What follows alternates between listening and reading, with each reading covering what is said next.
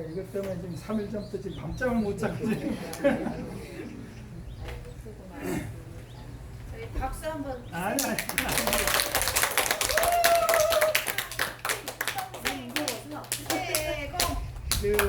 일단은 뭐 우리가 얘기는 많이 듣지 않습니까? AI라고. 근데 과연 AI가 뭘까? AI가 뭐길래 뭐 AI 시대가 왔다 뭐왔다 이런 얘기를 많이 하는데, 일단 AI라는 게 이제 뭔지부터가 좀 생각을 해봐야 되는데, 이걸 학술적으로 얘기하면은 이게 굉장히 포괄적인 의미라 가지고 학술적으로 뭐 개념을 정의하려면은 뭐 밑도 끝도 없을 거고, 일단 우리가 상식선에서, 우리가 알고 있는 상식선에서 이제 얘기를 하자면은, 그 영어로는 artificial intelligence인데, 그러니까 인위적인 지능이라는 얘기인데, 뭐냐면은 사람들이 인위적으로 만들어낸 그 지적 능력을 가진 시스템이라고 이렇게 이해를 하시면 될 것 같습니다. 가장 쉽게 이제 이해를 하는데, 이제 어쨌든 AI라는 용어에 대해서는 뭐 여러분들도 이제 집에서 일상적으로 뭐 TV에도 많이 나오고 뉴스에도 수시로 나오고 이제 그런 시대가 됐는데, 그 주목할 만한 게 작년 11월 달에 그 챗GPT라는 게 나왔지 않습니까? 원래 정기총회 때도 우리 김수환 선생님이 막 자랑했는데 어쨌든 그 챗GPT라는 게 이제 최근에 많이 화제가 됐는데, 종전에는 AI를 일반인들이 접하기는 쉽지는 않았었어요. 근데 이제 챗GPT라는 게 나오면서부터 일반인들도 쉽게 접할 수 있게 됐거든요. 그러면 챗GPT라는 게 뭐냐? 챗GPT라는 게 많이 쓰긴 쓰는데, 챗GPT라는 게 뭐냐라는 것부터 또 알아봐야 되겠죠. 근데 이것도 뭐 전문가들이 어떤 개념 정하자면 이것도 굉장히 어렵겠지만, 우리가 상식적으로 쉽게 얘기해가지고, 그 제너러티브 프리 트레인드 트랜스포머거든요. 이게 GPT라는 게 이제 그 방대한 자료를 프리 트레인드, 사전에 훈련해가지고, 그 사전에 익혀가지고 제너러티브 생성하는 거거든요. 이거는 뭘로 생성하냐? 문자로 생성해가지고 트랜스포머 변환시켜주는 거거든요. 그러니까 우리가 종전에는 뭐 어떤 컴퓨터 언어를 안 해가지고 컴퓨터 언어로 입력을 해야 그거를 이제 그 다시 컴퓨터가 이제 그 AI가 백업을 해주는데, 지금은 그냥 문자로 유저가 문자로 나 요런 거 필요해 딱 얘기하면은 바로 챗GPT가 알아서 그에 대해서 답변해 주는 거거든요. 그래서 이게 의미가 뭐냐? 아까도 말씀드렸지만 AI가 일반인들도 쉽게 쓸 수 있는 시대가 됐다. 이게 의미가 있는 거거든요. 이제 여기서 한 걸음 더 나아가지고 뭐냐, 이제 AI, 우리 순환 선생님 얘기했지만은 AI로 시도 쓸 수 있고 수도 쓸 수 있고, 또 요거는 문자니까 그렇지만은 다른 또 AI를 쓰면은 그걸로 음악도 만들고 미술도 만들고 다 가능한 거거든요. 그러다 보니까 그러면은 이제 창작하는 예술가들, 소위 예술가들을 이제 밀려나는 게 아니냐, 이제 이런 어떤 논란들이 굉장히 많은 거죠. 근데 이제 그에 앞서가지고 제가 여러분들 혹시나 AI 써보셨, 한두 번씩은 다 들어가 보셨죠? 그래도 아닌가? 일단은 저 카톡 다 갖고 계시죠? 카톡 한번 켜보세요. 제가 여러분한테 우리 회장이 보고 사무국장한테 내가 미리 얘기를 해줬는데 카톡 키면은 거기 저 검색 있죠? 검색창에 검색에다가 ASKUP를 쳐보세요. ASKUP 그거 찍고, 그거 찍으면 아마 밑에 뭐 나올 겁니다. 그 오른쪽에 보면은 그저 사람 표시에 플러스 되어 있는 거 있죠? 이거는 자기 채널 등록하는 거거든요. 그걸 누르고 그거 누르시면 아마 카톡이 다 들어가실 수 있을 거예요. 카톡방에 카톡방에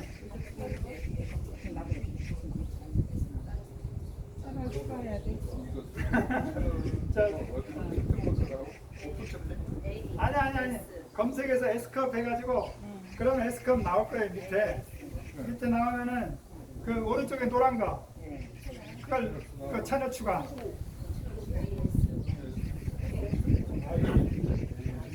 채널 추가 AS 추가하면 채팅방 들어가죠. 거기에서 자기 원하는 거 생각나는 거 아무거나 한번 찍어보세요. 돌아가는 거 노래만 들었으면 자, 누구? 우리 사무국장님. 아, 그렇게 해보자. 우리 권 선생님 좀 도와드려요. 안 하실 거예요?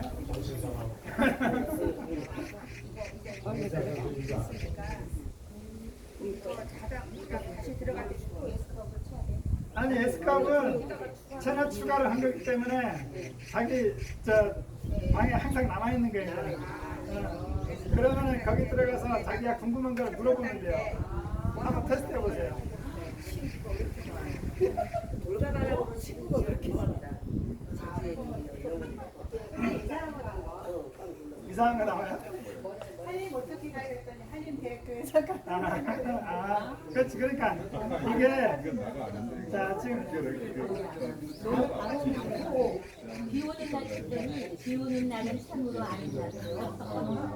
비 내리는 풍경을 상상해 보세요. 너무 좋다. 그리고 우산을 가진 사람을 뒷담을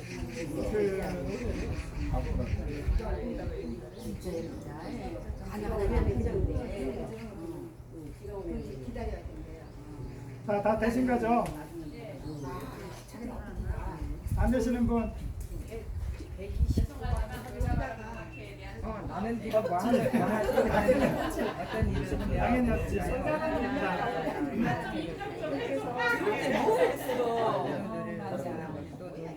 이렇게 나오는 자, 잠깐만 주목할게요. 다 정리가 됐죠? 이제는 이게 차이가 뭐냐 하면은 우리가 기존의 그 정부 검색이라면은 외에 나와 있는 글자들을 인식해가지고 그걸 끌어내는 거거든요. 그래서 웹사이트만 소개를 해줘요. 웹사이트만 소개해주는데 이 GTP는 뭐냐면은 그 웹사이트에 나와 있는 정보들을 모아가지고 그 하나의 정보로 다시 가공해서 독자들한테 알려주는 거예요. 이게. 네. 그 가공이라는 게 그 어떤 뭐 감정이 들어있는 게 전혀 아니거든요. 나중에 다시 얘기하게 되겠지만은 말 그대로 논리고 그다음 확률이에요. 확률. 그 GTP 어제 오신 분도 그런 얘기 많이 했는데 이게 가령 비가 그다음에 그 여러 가지 서술어가 있을 수 있잖아요. 뭐 온다도 있을 수 있고, 뭐 아프다도 있을 수도 있고, 뭐 내린다도 있을 수 있고, 뭐 또 다른 얘기도 있을 수 있는데 가령 여기서 제일 확률이 높은 게 뭐냐? 비가 온다냐, 내린다냐, 간다냐, 뭐 아프다냐. 이제 제일 확률이 높은 걸 GTP는 제시를 해주는 거예요. 근데 이제 저는 잘 몰랐는데 어제 가서 들었는데 그게 그 조정하는 그 거치기라는 게 있대요. 거치기 얼마나 터프하게 할 수 있느냐. 이 거치기를 높이면은 이제 엉뚱한 얘기 나오는 거예요. 비가 아프다라는 의미, 뭐 전혀 다른 비가 온다 내린다가 아니고 전혀 다른 의미의 그 서술로도 맞출 수 있다는 거죠. 근데 이제 지금 우리는 그 거치기가 보통 0.7에 맞춰졌는데 실제로 어제 그 실험을 보니까 1.2에 그걸 맞추니까 전혀 엉뚱한 얘기가 나오더라고요.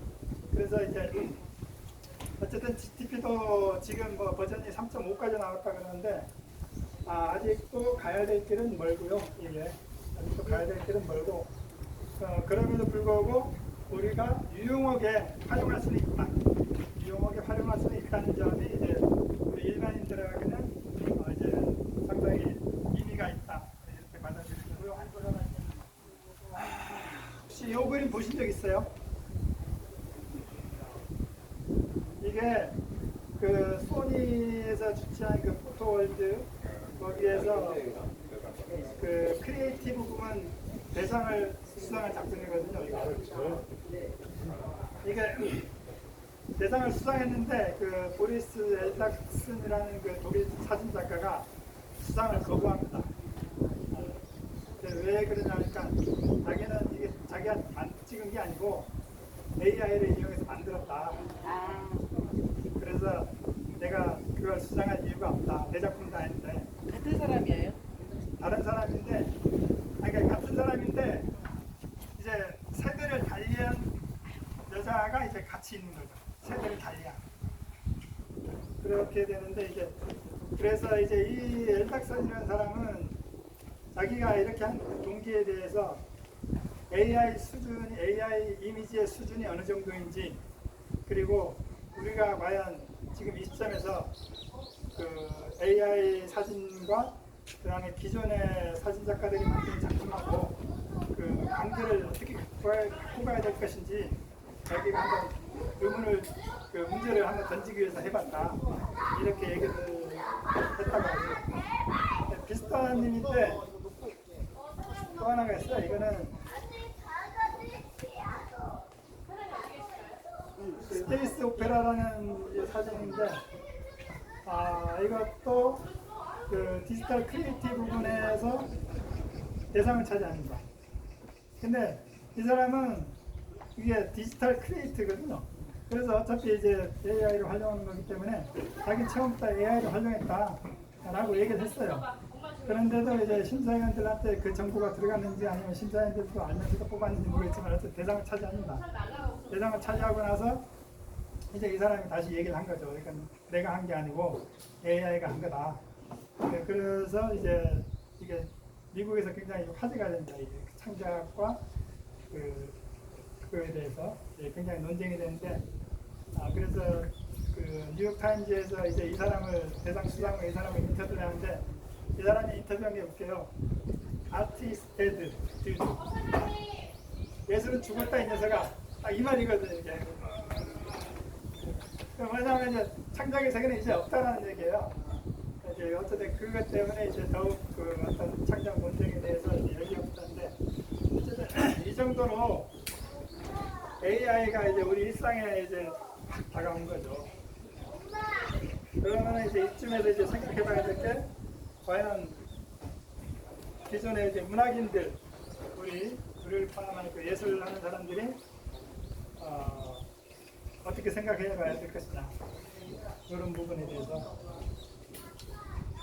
찾다 보니까 이미 2007년, 2008년도에 러시아에서 AI를 이용한 소설이 있더라고요. 제목이 이제 트루러브인데, 트루러브. 이거는 그냥 작가도 없어요. 그냥 AI가 생성한 소설이에요. 그러니까 내용은 그 안나 까레리나의 캐릭터에다가 무라카미 하루키의 문체를 가져다 놓고 소설을 만든 거예요.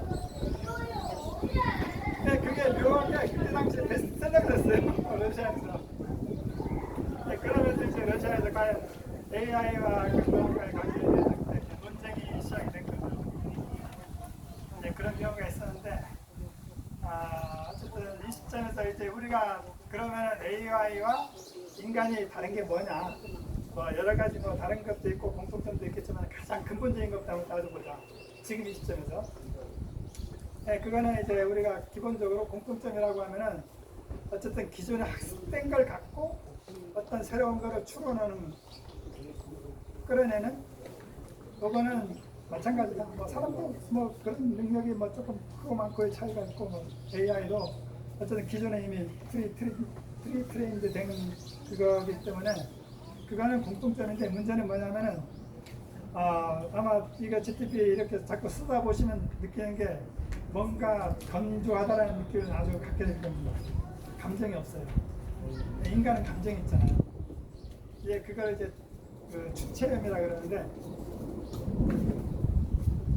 AI는 기존에 나와 있는 거 그대로 끌고 와가지고 믹스해가지고 그대로 어떤 새로운 결론을 만들어내는데 감정 없이. 근데 인간은 다른 사람의 작품을 읽을 때 이거에 감정이입을 하거든요. 그 사람의 어떤 작품, 기존에 나와 있는 데이터에 감정이입을 해가지고 다시 그걸 자신만의 어떤 감정으로 새롭게 뽑아내거든요. 이 차이가 어쨌든 기존에 현재 이제 AI와 인간이 가장 다른 점이 아니냐라고 이제 얘기를 합니다. 그래서 우리가 이제 너무 길어지면 안 되니까 결론적으로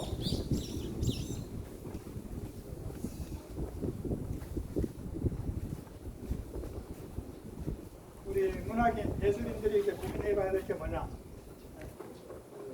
일단은 첫째, 작가의 상상력과 글쓰기 능력이 인공지능보다 우월한가? 우월한 입장이냐 아니냐. 그 다음에 또 하나는 AI가 부분적으로 작가에게 도움을 줄 수 있을 뿐인가? 아니면은 전적으로 AI가 인간의 능력을 대체할 것인가? 이 두 가지에 대해서 이제 우리가 좀 진지하게 고민을 해봐야 될 때라고 생각을 합니다. 네.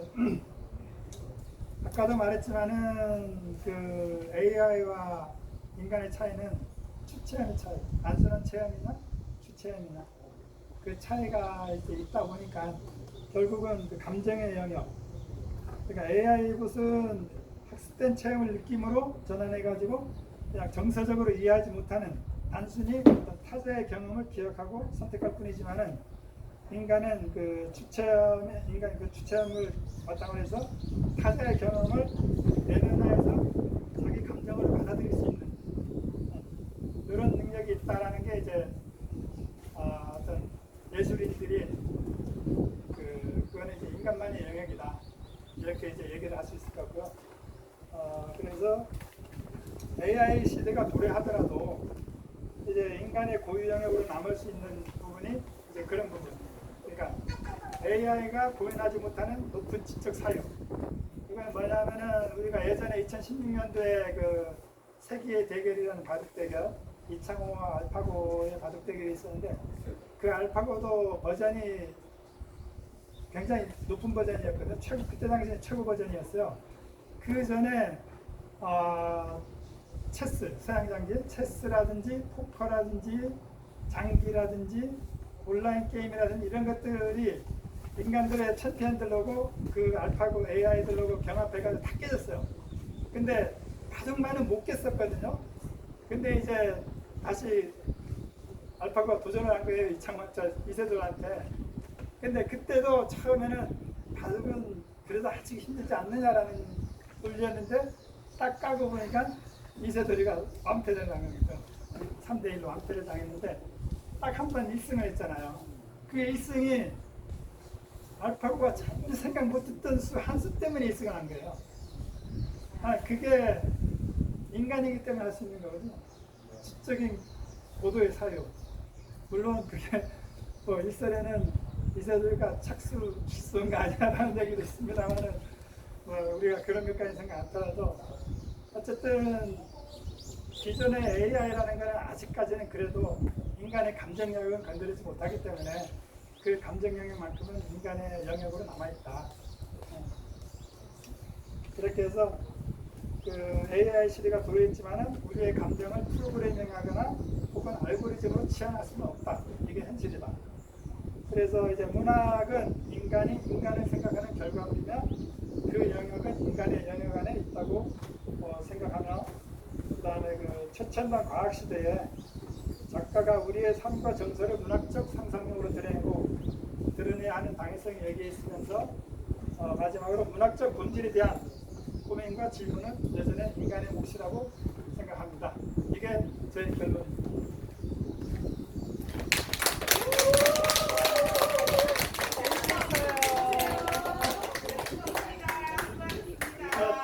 질문 있으면 제가 받아드리겠습니다. 질문 있습니다. 네. 네, 우리 유구석 그 선생님께서도 AI를 통해 가지고 소설을 혹시 도전해 보셨습니까? 아니 저도 이거 하면서 이제 어제 또 아까도 말씀드렸지만 어제 또 다른 강의 들으면서 한 게 저는 기존까지는 어쨌든 AI 도움을 받지 않고 순수하게 인간의 능력만으로 써야 된다라는 게 제 주장이에요. 물론 이제 도움을 받을 수 있죠. 쫙 쓰다가 어떤 한 부분 이거 영 막힌다고 할 때는 가령 예를 들어 가지고 뭐 제주도가 아니고 뭐 다른 어디 서울이라든지 아니면 어디 외국이라든지 그쪽에 뭐 어떤 배경이 필요할 때 그러면은 그런 때는 이제 AI에게 어디 뭐 가령 예를 들어 가지고 미국 뉴욕의 날씨가 필요하다. 그러면 내가 미국 뉴욕의 날씨를 알 수가 없잖아요. 그러면 그때 이제 AI에게 그런 걸 물어봐가지고 그걸 끌어올 수 있겠죠. 그런 식으로 도움을 받을 수 있겠는데 AI가 AI 자체로 소설을 전부 쓴다는 거는 저는 그건 아니다라고 보거든요. 근데 이제 어제 그 교수는 뭐라고 얘기하냐면은 하수는 있다. 하수인데 다만 그것은 새로운 장르다. 새로운 장르다. 그거는 왜냐면 인간과 기계가 또 대결할 수는 없는 거니까, 이건 인간의 작품은 인간의 작품은 놔두고 AI를 이용한 작품은 AI를 이용한 작품으로 그 장르, 별도 장르. 왜냐하면 사실은 아까도 그 주최한 얘기가 나왔지만 AI 스스로 아무 조건도 없는데 AI 스스로 소설 만들어내지 않거든요. 인간이 줘야 돼요. 뭔가를. 소재를 주고 환경을 주고 그 카테고리를 줘야 AI도 만들거든요. 그러면은 그게 전적으로 AI의 작품은 아니에요. 그렇다고 전적으로 또 인간의 작품도 아니죠. 그러면은 그거는 하나의 별도 장르로 해야 되지 않겠느냐, 이런 얘기를 하더라고요. 그래서 이제 그러면은 지금 자꾸 그 AI를 이용한 작품이 저작권 문제라든지 그런 게 자꾸 생기는데, 그런 부분도 이제 별도의 장르로 인정했을 때 그게 그런 문제도 해결되지 않겠느냐, 그런 얘기를 하더라고요. 굉장히 공감했어요. 그거에 대해서는. 왜냐하면 우리가 AI 시대가 왔는데도 불구하고 우리가 그걸 외면하고 할 수는 없거든요. 외면하고 살 수는 없고, 그러면 그렇다고 뭐 인간의 영역이 다 내버리고 AI로 또 갈 수는 없는 거기 때문에 인간의 작품은 인간의 작품대로 가고, 그 다음 그렇게 AI와 협업해서 쓴 작품은 작품대로 가고, 그건 별도의 영역으로 심사를 따라하면 되니까. 근데 이제 출품할 때 인간의 영역에 AI하고 협업한 작품을 갖고 출품하는 거는 그건 작가의 양심에 맡겨야죠. 어쩌겠어요? 작가의 양심에 맡겨야 되고, 어쨌든 그렇습니다.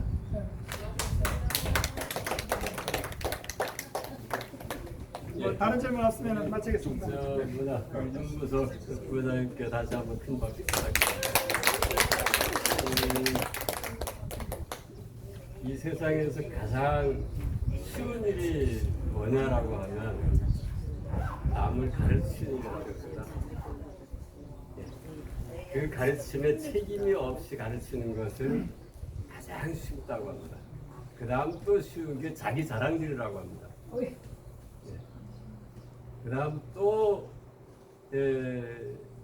쉬운 게 남의 강의에다가 뭐 코너라 배너라 하는 겁니다. 그런데 저는 조금 나쁜 강의에 토를 달면 안 되겠지만 우리 회원들이 조금 더 우리가 그 AI든 우리 새로운 문명이든 이것들을 받아들였으면 하는 생각에서 말씀드리고자 하는 건데요. 2000년에 우리 내 주변에 그냥 이 핸드폰 없고 컴퓨터 안 쓰고 운전면허 없는 이걸 큰 자랑으로 여기는 몇 사람이 있었습니다. 제 주변에 우리 윤보석 부회장을 이야기하면 얘 누구나 알 겁니다. 그리고 30년 전입니다만은 그때 운전면허증 없는 어느 한 분이 세월이 좀 발전되면은 알아서 운전해주는 차가 나온다는데 그걸 배우냐고 그런 얘기 했었는데, 그때 제가 한 이야기가 운전면허증이 있어야 그 차도 당신을 안전하게 태워줄 거 아닙니까? 이렇게 이야기하는 게 생생한데요. 우리 AI를 빌어서 글을 쓰는 거 어쩌면 표절입니다. 쉽게 말씀드리면 AI한테 일을 시키면 어디서 인터넷상에 굴러다니는 이야기 다 나와서 편집해서 맞춘 거거든요. AI는 표절에 대한 인식이 없이 갖다 붙이는 겁니다.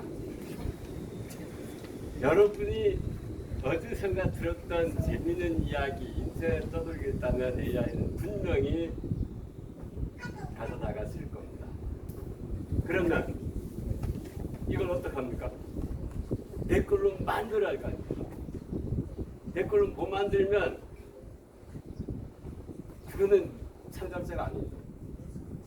그걸 소재로 해서 그걸 뗄감으로 해서 솥에다가 난 끼려야 할 거 아닙니까?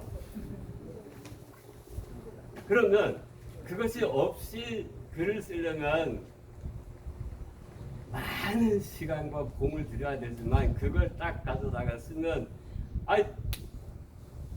이저 뭐다 매운탕 하나 끓이는데 무슨 이저 고기는 준비되는데 재료가 없다, 다른 거 넣을 수 없다. 그럼 어떻게 시장 봐야 되겠죠? 시장을 AI한테 부탁해 먹어놓으면 되겠냐라고 해서 만들면 될 거 아닙니까? 그러니까 기본적인 자기 스탠스 같은 스탠스. 많은 글들 보면, 시들 보면, 자 스탠스는 세 가지가 있습니다. 세 가지. 남이 이야기를 남이 이야기처럼 하는 스탠스가 있습니다. 그리고 나의 이야기를 남이 이야기처럼 하는 스탠스가 있습니다. 나의 이야기를 나의 이야기로 하는 스탠스가 있습니다. 제일 나쁜 것이 나의 이야기를 남의 이야기처럼 하면 그건 뭐라고 하느냐? 유체 이탈 화법이라고 합니다. 영혼이 없는 이야기가 되고 주인공이 없는 어디 귀신이 하는 이야기가 되거든요. 이것을 우리는 악문이라고 합니다. 악문. 나쁜 문장이라고 했습니다. 이 스탠스를 남의 것도 내 이야기처럼 해야 읽는 사람은 공감을 받습니다. 나의 이야기를 남 이야기처럼 하다 보니 이게 아무것도 안 됩니다. 아주 안 좋은 작품이고 제일 중요한 건 스탠스입니다. 스탠스는 나의 이야기를 나의 이야기처럼 아니면 남 이야기를 나의 이야기처럼 써야 든 나의 이야기를 남 이야기처럼 쓰는 건 결코 안 됩니다. 괜한 이야기였습니다.